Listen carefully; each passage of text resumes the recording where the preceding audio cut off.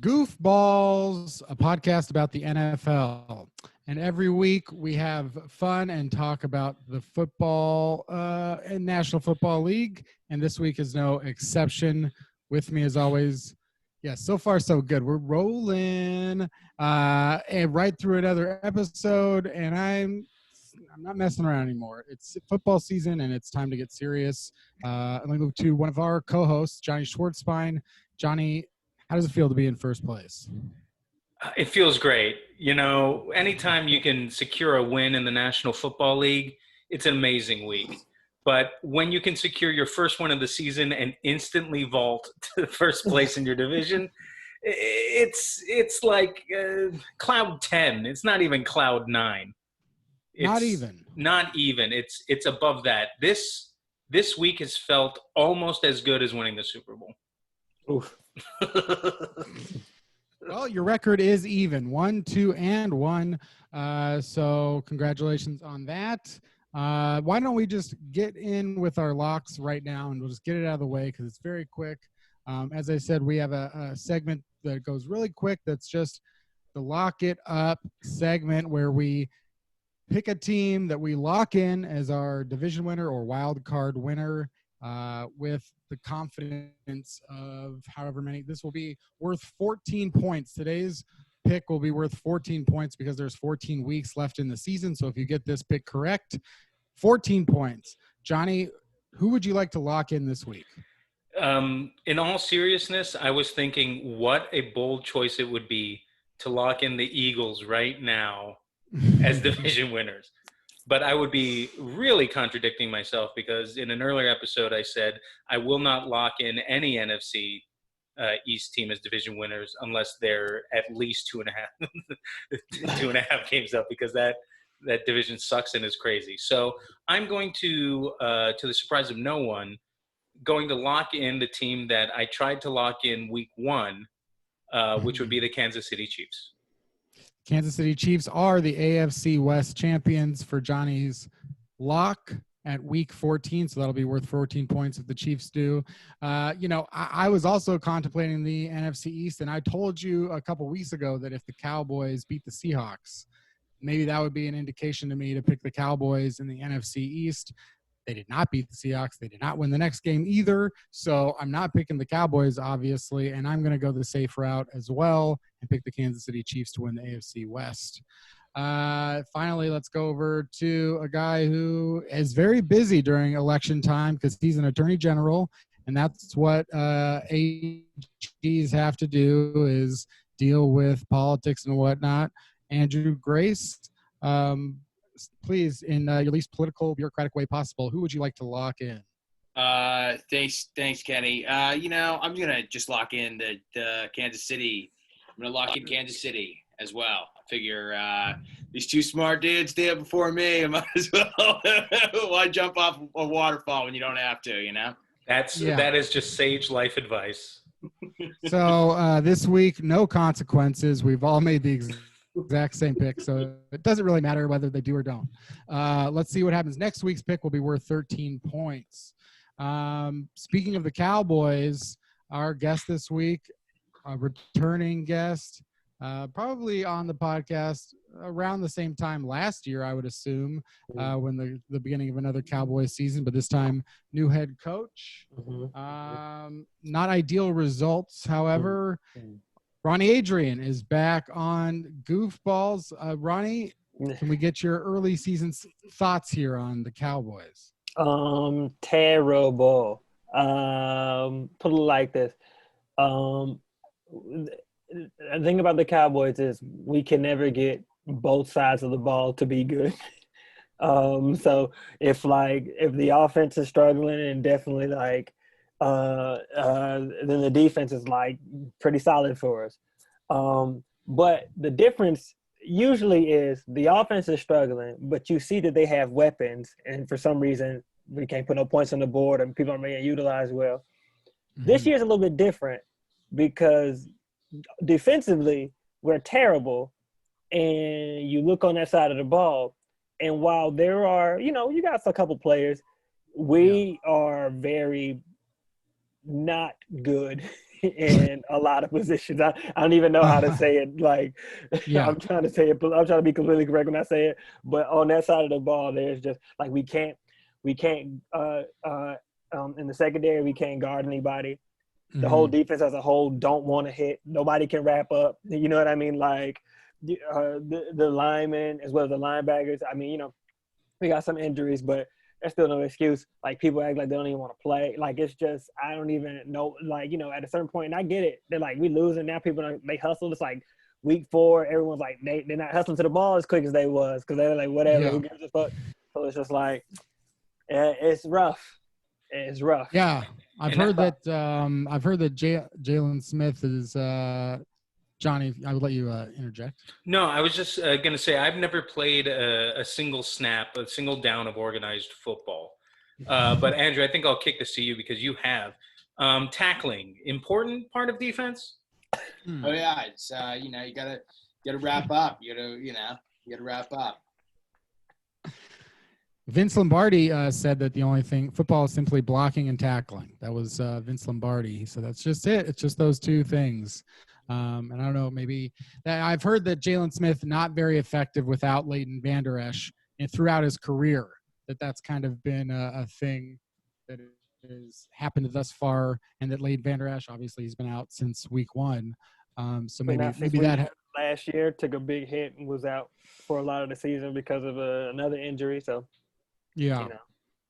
Hopefully this doesn't become like a pattern. You know what I mean? Like we don't have to deal with something like this with our linebackers with Sean Lee for many a year. So I hope it don't necessarily now it's a Leighton Vander Esch issue as well. Yeah, and the Cowboys are the only team, especially in that division, that are dealing with any injuries. So it's oh no, that's not true. I can't wait to comment on the Eagles. I don't know. I don't know who went to the game-winning TD went to a guy named Fulgham. His name was like Rufus Fulgham or something, like Travis Fulgham.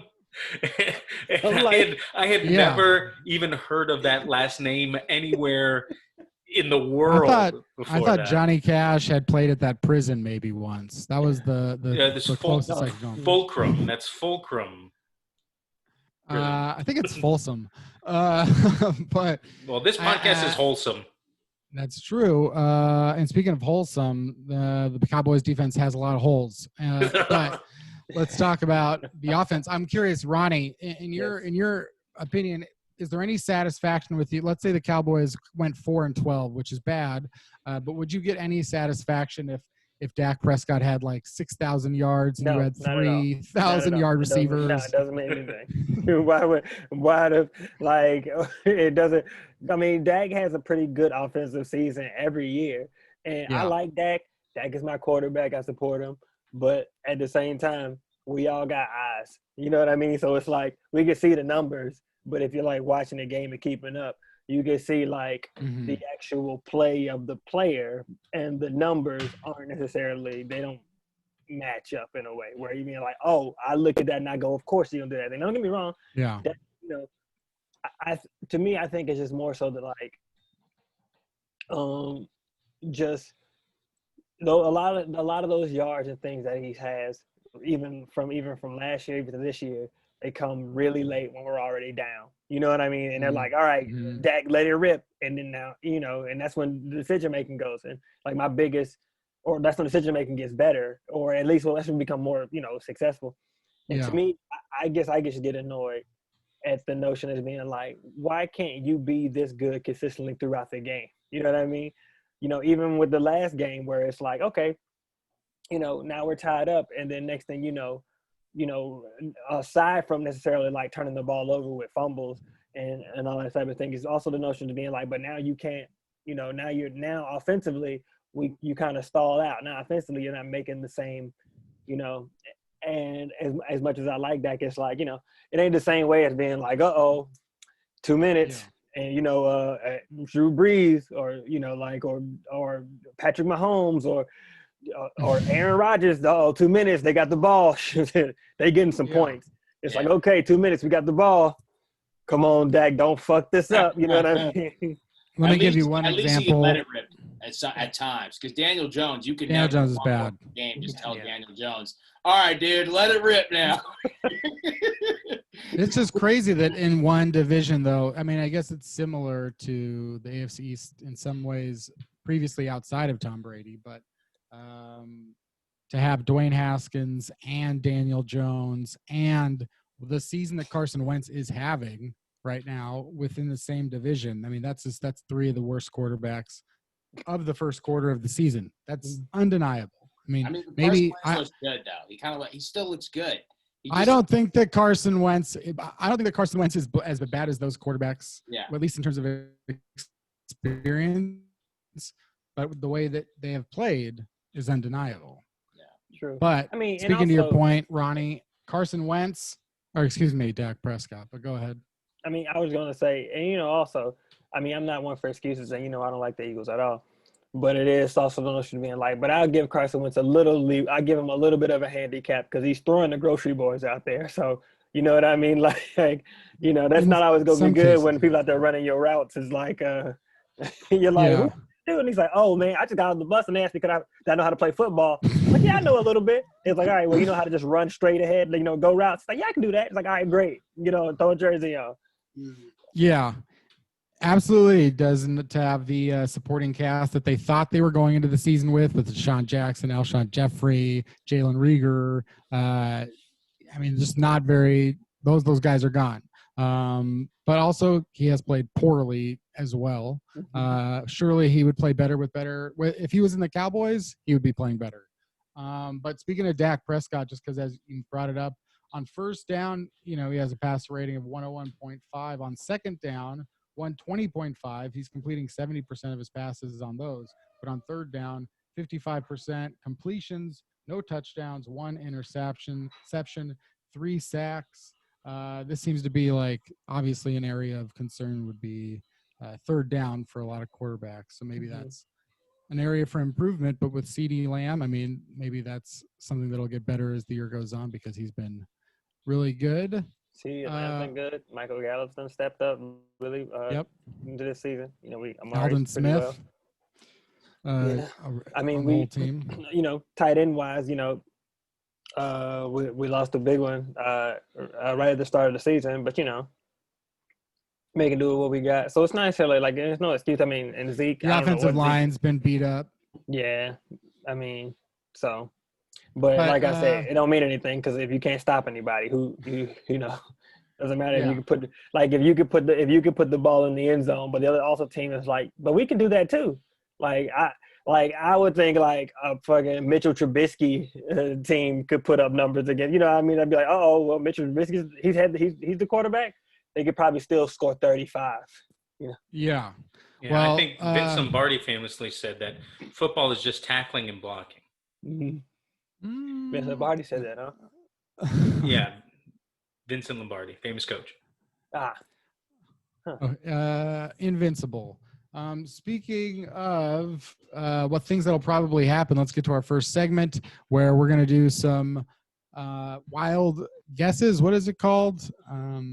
Bold guesses. Bold predictions. People like predictions. I don't like predictions, but is this a new segment? Bold guesses. Yes. Oh. Every segment is new every week. We never repeat segments. I will repeat a segment this week. All right. Well, I like that because you've got good games, so I would rather you repeat segments.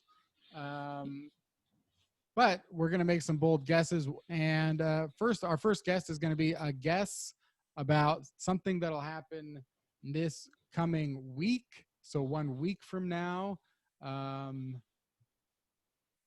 My guess for next week is rookie Justin Jefferson of the Minnesota Vikings, who's facing off against the Seattle Seahawks, will have 200 yards. Wow. Will have 200 receiving yards, this rookie Justin Jefferson with the Vikings. Yeah, the Seahawks not doing that well against receivers. That's not that bold. A rookie in his fifth game, and he plays with your favorite quarterback. Honestly, I was hoping for something a little bolder. Well, we'll see what happens on our end of the year guess. Why don't you tell me how bold your guess is here, Johnny? Not as bold as yours. Yours is very bold and good. My week 5 bold guess is Kyler Murray will lead the league this week in rushing yards. They're playing the shitty Jets. And I like him when he runs around fast. Yeah. He can be very fun to watch run around fast, and he does it a lot. So, but he's not a running back, and he's not a good passer. So,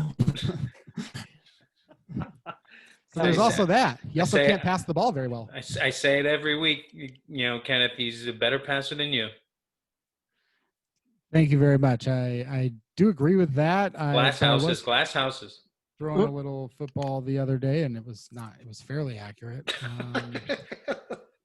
Let me go over to our guest, Ronnie Adrian. Okay. What is your bold guess for next week?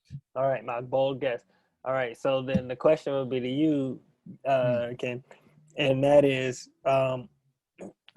in this season, how many touchdowns has Ezekiel Elliott scored? I could tell you, but not off the top of my head, but it's 3. So I'm going to say Ezekiel Elliott will score 2 rushing touchdowns the next game. 2 rushing touchdowns for Ezekiel Elliott versus the New York Giants. So they'll be facing off against the 0-4 Giants. So that's probable against the Giants. I mean, look, it's something he hasn't done all season. Scored 2 rushing touchdowns. So in a game, single game, you know what I mean. So yeah, there you go. If I was labeling that guess like a bag of Chex Mix, I would label it bold.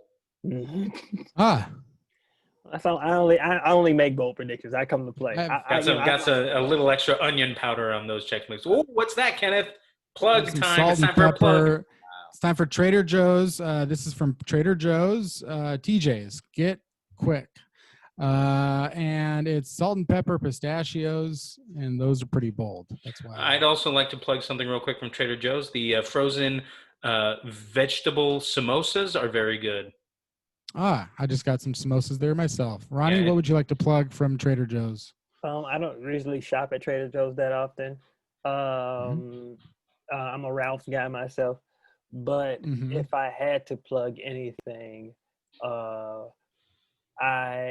have had, I think some ice cream pop things from there before, and they were pretty good.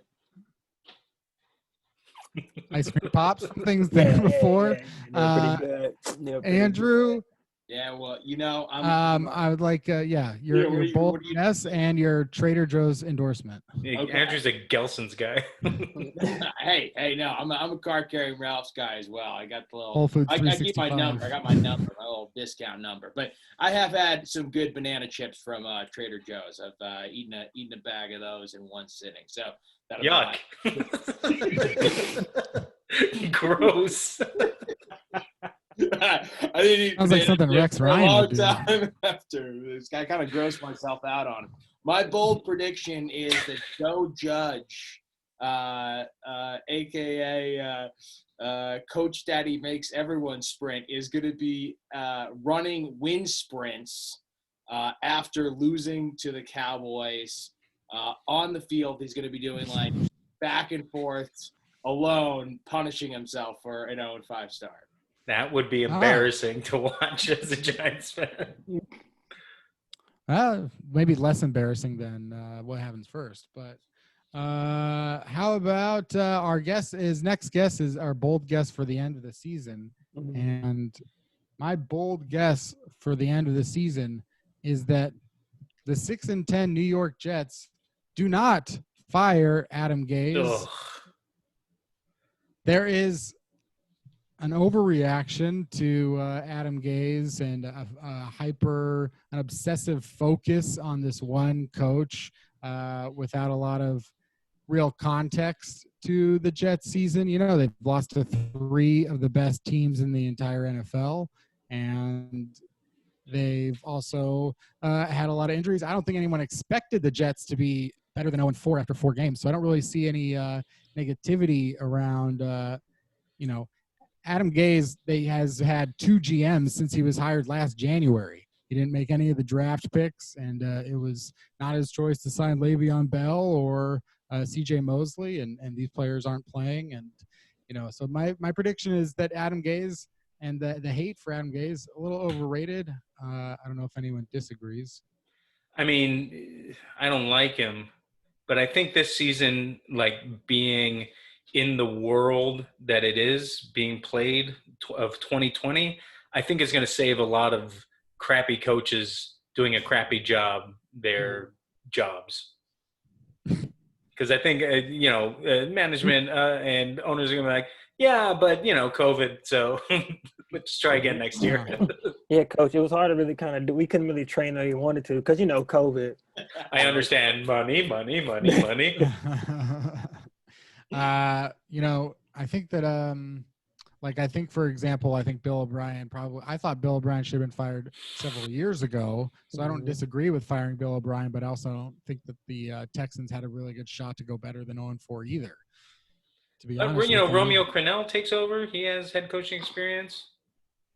Everyone's going to do better than 0-4 because you're just going to the schedule is going to get easier, and they're just going to no one's going to go 0-16. So anybody that takes over, Romeo Crennel, keeping Romeo Crennel probably would be a mistake just because of his history.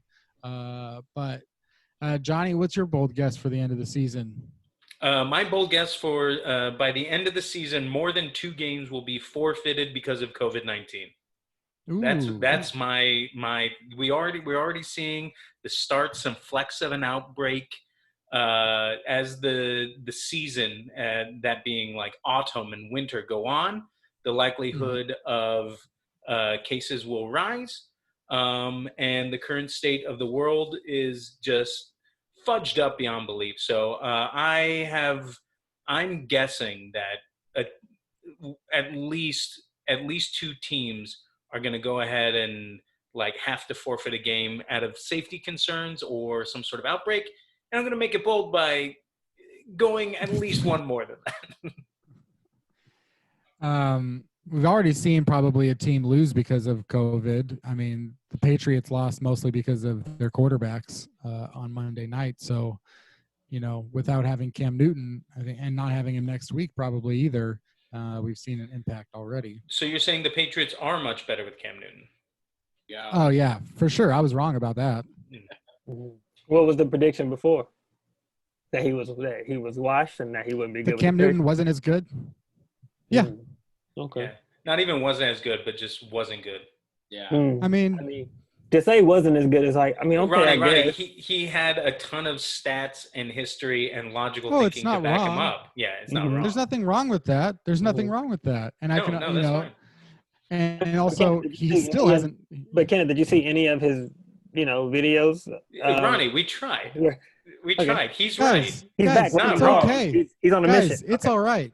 Yeah, he's not wrong. He's not wrong. Guys, it's okay. It's all right. Okay. It's not like, everybody, I also like that working out. I like that people these days are supposed to be right 100% of the time. And if you're wrong, that's too bad. I've never been wrong. At the same time, is Cam Newton a good passer? No. I mean, Cam Newton's not a good passer. Is he better than Brian Hoyer and Jarrett Stidham? Yes. He's better than 2 of the worst quarterbacks. But sometimes, yes, the Patriots were probably in a better position. I mean, but I think that's unfair to say, all right, as a quarterback, your job is to pass the ball well. You know what I mean? Like point guards nowadays, they aren't just necessarily about dishing the ball well. Some point guards are meant to score. Cam Newton is like, I can get you the ball. And, if I'm lucky, I get you the ball at a reasonable distance away from me. But, are we scoring points? Yeah, Cam Newton is he's like the Russell Westbrook of the NFL, and his passing is like 3-point shooting. It's like he can do it really well some games, but he tries to do it way more often than he's good at it. His passing is That's his an awesome three-point analogy. That would be like if someone's like, "Hey, we'll pay you millions of dollars, Johnny Schwartzbein, to do wind sprints professionally." I'd be like, "I can. shooting. I'm not good at it." My wind sprints are like Russell Westbrook's three-point shooting. Yeah, I do like what you would say. light gust sprints. It was also just, a criticism that, after the 2015 season, I didn't expect the Panthers to continue to be Super Bowl contenders just based on the way that their offense was built. And that's what happened. And they continued to not be well. But I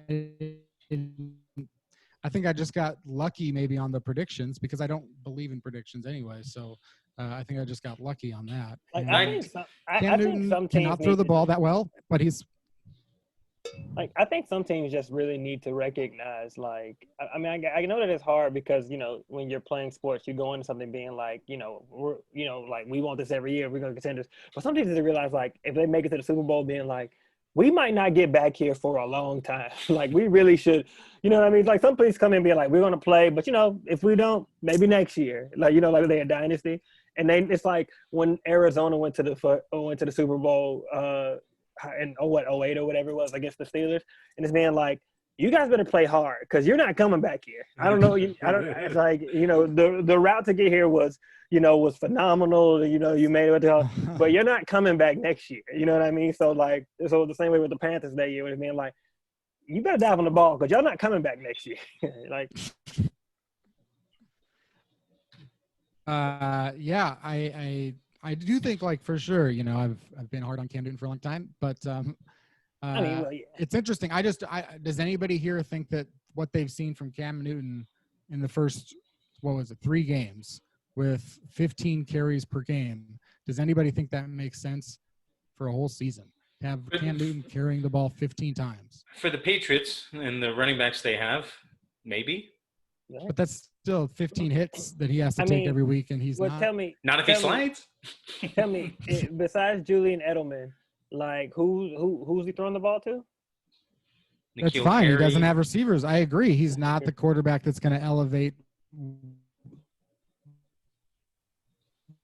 those types of receivers. So Ronnie, I'm just asking you directly. What you saw of Cam Newton in 3 weeks, can you see that happening for 16 games in playoffs? I mean, well, first of all, if we're being real here, it's only 14 now. Because this goes back to my guess. You know what I mean? Because he doesn't have 2 games. He's missing 2 games. So, he could now. That just gave him some life. Now he's even more motivated. He's probably working out just as hard right now. I haven't seen any new videos lately, but he's probably still on the grind here to prove people like you, Kenneth, wrong. So. How did he get this COVID anyway? Macking on a chick with COVID. Oh, Johnny. I think what's truly interesting about this is almost like the game went on for 3 weeks strong, which kind of made me forget about the fact that it even existed in a sense because the NFL was just playing, right? And so it's almost like, oh, right. It brought you back to reality. Oh, right. This is exactly what would happen. That's exactly what we thought, so. Still might go away like a miracle and just disappear. We don't know. Yeah, maybe by Thanksgiving, because that's a heck of a holiday, Ronnie, what is your end of season prediction? End of season prediction. My end of season prediction will be that my atrocious Cowboys will still have beaten the Eagles 2 times in this season at the end of the season, even though the Eagles are the number 1 seed right now, as it stands right now in the NFC East. We as the underdogs will come and defeat them 2 times this season. This could be. The Eagles could win this division. 5-15 and no, what would it be? 5-10-1. 5-10-1. Yeah, the Eagles could win the division 5-10-1.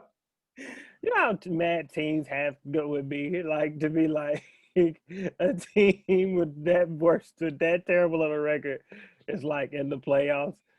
That team always wins the first game too. They always win the first game.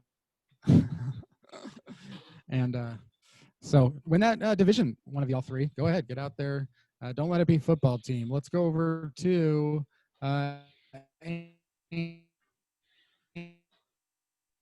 Breaking up a little bit there, but okay. So I had a what is bold, your end of season prediction? Okay, I have one written down, but through this podcast, I had a new one. But I'll just my first one was Aaron. I'll just say Aaron Rodgers. Honestly, dude, I think Cam Newton's gonna win the Super Bowl. I'm just gonna say it. I think Bill Belichick and between him, the combination and like watching the Patriots, like there's something about whatever that coaching staff does that just freaks teams out, and I think with Cam Newton under center, this is going to be my bold prediction. I think the Patriots are going to win the Super Bowl, and I'm going to hate it because I can't stand the Patriots. I've hated the Patriots more than any other football team in my entire time rooting for football, but I think my bold prediction is they win the Super Bowl this year.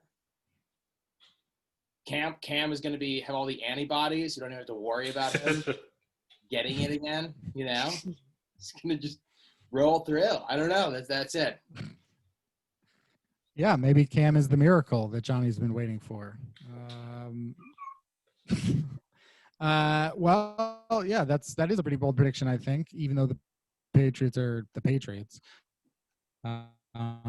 Without Tom Brady, do you think what could they be against Tom Brady in the Super Bowl is the question, right? So, maybe Brady looked bad early on in that game. Then he looked like he was having a lot of fun. So I don't know what to make of Brady so far. Let's quickly roll through our 3-year prediction. Here's my 3-year bold guess. My bold guess, and by 3 years from now, we will be saying Justin Herbert, Super Bowl quarterback. Wow, that's bold. I love what I've seen from Justin Herbert. I love what I know that the Chargers can play better defense. So I'm going with Justin Herbert will take the Chargers to a Super Bowl within the next 3 years. Okay, my Johnny, bold guess. This is a little cheating because next year is already locked with Trevor Lawrence pretty much as number 1 pick. But I'm going to say after that pick, in the next 3 years, a wide receiver will get drafted number 1 overall. Oh my goodness, a number 1 overall wide receiver. That is bold. The last time that happened was 1996 with Keyshawn Johnson. So that's bold. Ronnie, bold prediction 3 years from now. All right. Bold prediction 3 years from now. That my Dallas Cowboys, a team that hasn't been to any of anything of any significance in 25. I mean, 25 years, let's say. I will say they will have won at least 1.5 Super Bowls. Whoa, 1.5. One at least. 1.5 Super Bowls is Ronnie's for the Cowboys. We'll come back after a break and get Andrew's bold guess for 3 years from now. Cliffhanger!